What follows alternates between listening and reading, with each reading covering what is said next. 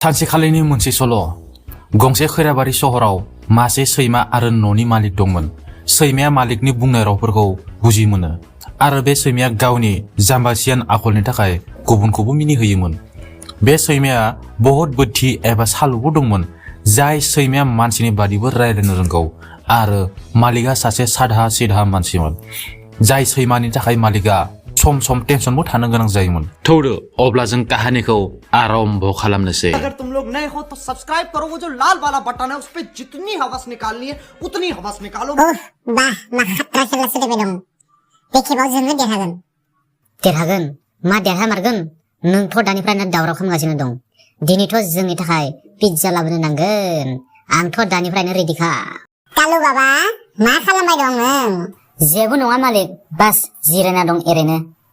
हा हा हा हा हा। आच्छा जेबो नङा दे।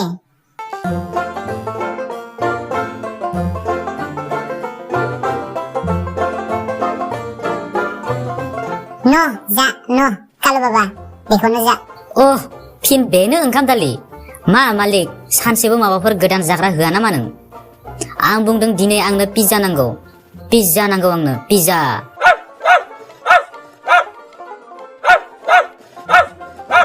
नोंथ' पिज्जा जायै जायै लुद्रुगा जागोन।